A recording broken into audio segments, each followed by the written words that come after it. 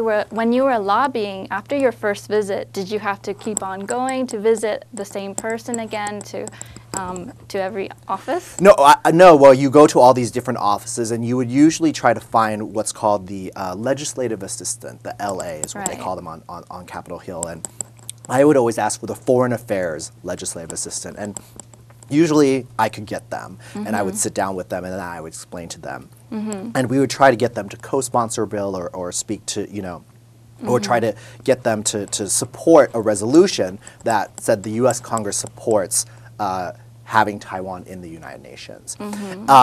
What that summer taught me was how Capitol Hill worked. What I learned was how critical it is face-to-face meetings are. This is I mean, email was around, but it wasn't as used as much, and you know, it was more letters and stuff like that. So, so the next summer, I applied for an internship with my senator, Senator Nancy Kassebaum from Kansas.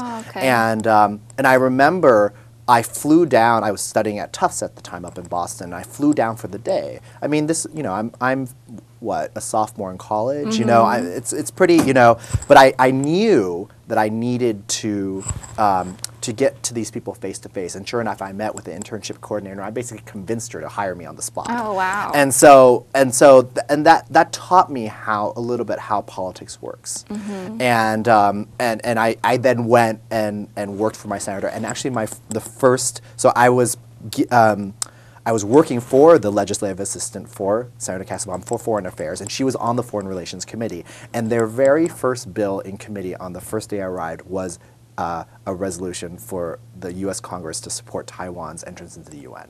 Wow. So in a sense, I got to see the culmination of my work come, you know, full circle a year later. Right, right. That must have been very awarding for you. It taught me a lesson. It taught me a lesson that if you can learn the process and you can learn the way, you can get things done. You can move things forward. Okay, so you were in politics for about a decade. So what prompted you to like suddenly switch over to entertainment then? Well, it wasn't that sudden. Oh, okay. I had actually I'd been working after college. I went back and I got a presidential management fellowship under President Clinton, and then eventually worked back on Capitol Hill on the Ways and Means Committee, and then under President Bush, I was working with the U.S. Trade Representative's Office to negotiate international trade agreements.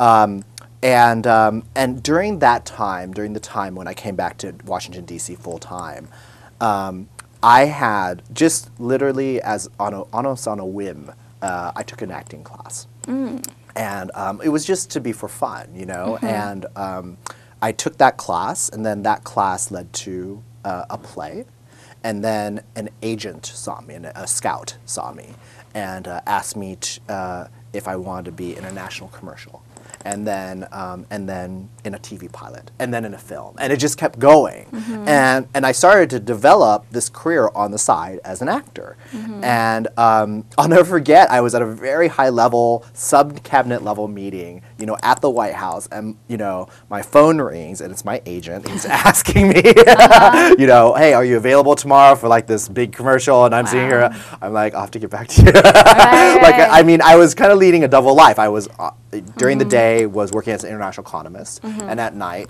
or on the weekends, and sometimes during the day, I was acting. That must have been a very busy schedule. It was a very busy schedule. I was running around, you know, auditioning, being in plays, shooting, you know, and sometimes some of the stuff wasn't in D.C. It'd be shot in Baltimore, it'd be, you know, or I go up to New York for auditions and, you know, meet with agents and stuff like that. So this was all on the East Coast? Yes, it's all on the East Coast. And so I eventually got to the point where I decided, you know, it was by mid-2002. So every president, when they come in, they need to get what's called a trade promotion authority from the Congress.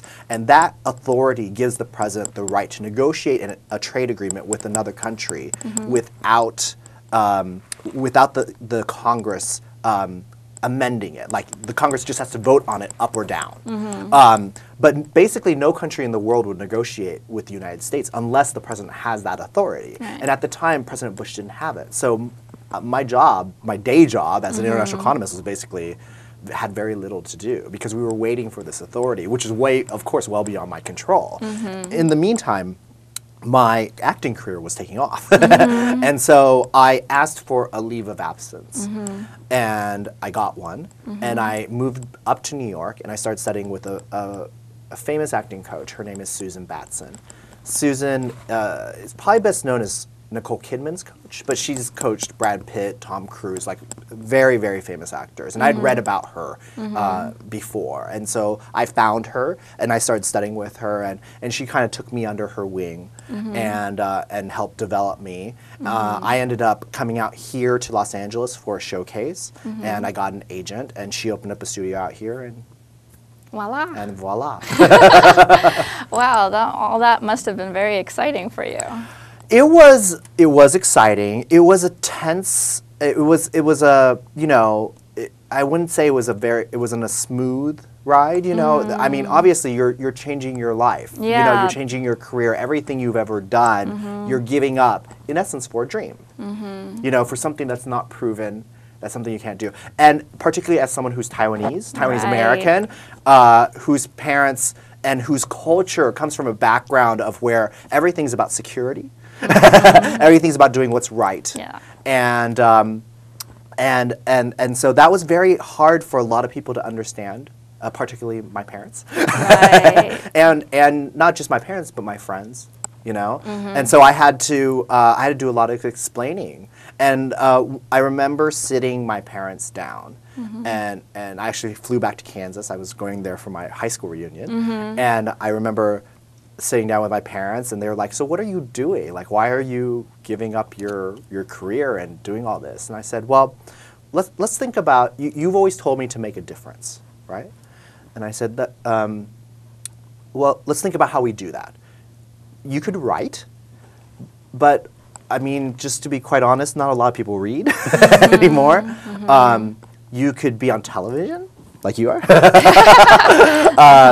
But there's, you know, of course, there's hundreds of channels on television. It's very hard, you know, to get anybody to pay attention to a specific channel. Right. I said, so what's the one thing that people do, no matter what their age, race, sex, cultural background? You know, what does everybody do?